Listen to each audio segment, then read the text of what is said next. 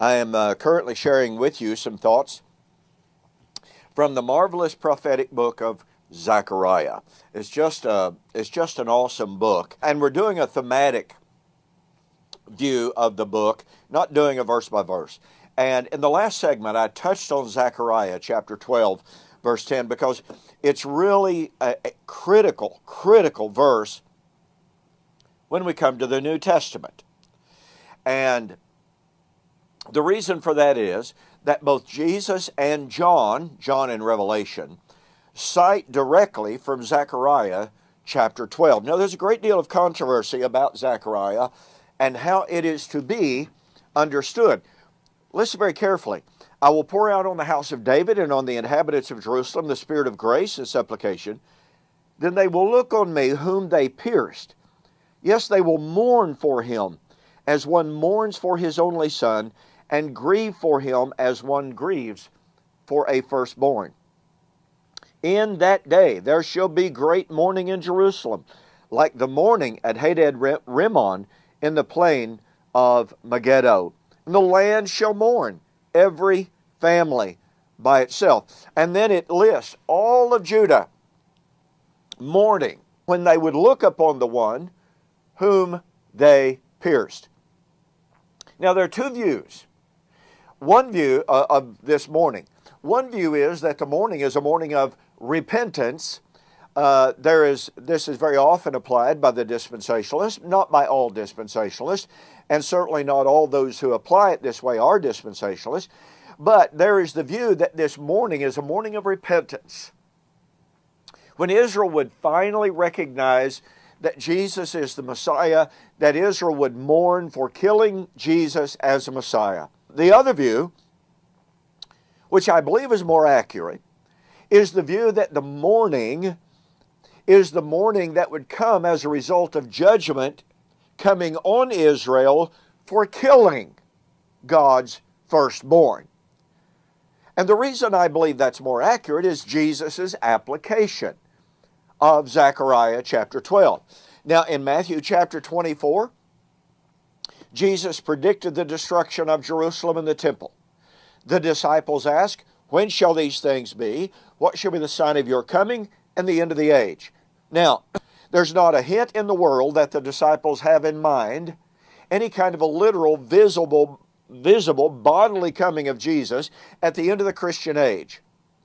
Their view of Christ's coming, the end of the age, is linked directly to the fall of the city, Jerusalem, and the temple. That temple represented one age, the old covenant age of Israel, the age of Torah, the age of the law of Moses. So they're asking Jesus about the end of the law of Moses, the age of Moses and the law, at the fall of Jerusalem. Jesus answers their question. There are not two issues in Matthew 24.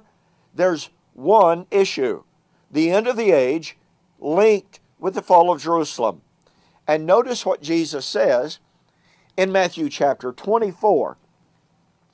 Immediately after the tribulation of those days, that's the tribulation leading up to the final fall of Jerusalem. Immediately after the tribulation of those days, the sun will be darkened, the moon will not give its light, the stars will fall from heaven, and the powers of heaven will be shaken. This is typical apocalyptic prophetic language which is never fulfilled literally in the Bible. Then the sign of the Son of Man will appear in heaven. What have the disciples asked about? The sign of the parousia. Jesus says, immediately following the days leading up to the fall of Jerusalem, then the sign of the Son of Man will appear in the heaven. By the way, this is not something literally appearing up here in the sky.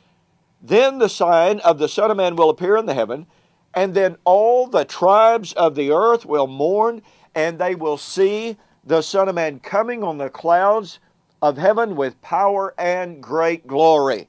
Now, notice that Jesus says, now learn this parable from the fig tree.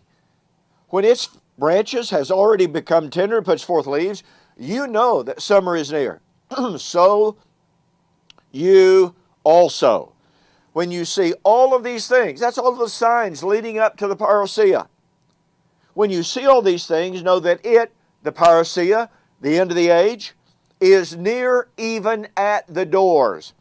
Assuredly, I say to you, this generation will by no means pass away till all of these things take place.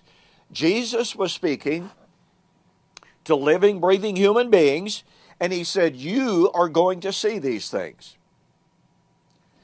You, when you see the signs take place, know that it, the parousia, about which they have asked for a sign to know when it would occur, Jesus said, when you see these things, know that it, the parousia, has drawn near. It's even at the door. And verily I say to you, this generation, that's his generation, that's the generation of the disciples to whom he is speaking, this generation will by no means pass until all of these things are fulfilled. All of what things? All of the tribes of the earth shall mourn, and they shall look upon me. They will see the Son of Man coming. This is Zechariah chapter 12, verse 10. When did Jesus say it would take place? Verily I say unto you, this generation, not some far off generation, this generation will by no means pass until all of these things are fulfilled. There is no contextual break of any kind. Jesus was speaking to his living, breathing contemporaries, saying they would see those things. We'll have more to say about the disciples and the signs that would lead up to all of the land of Judah mourning when they would see the Son of Man coming. We'll have more to say about that on the flip side. But it's very clear. Jesus himself applied and interpreted Zechariah chapter 12, verse 10. He applied it to his coming in the judgment of Jerusalem in AD 70. He is not talking about any kind of a literal, visible, bodily coming of himself as a 5'5" Jewish man out of heaven. He was going to come in the glory of the Father.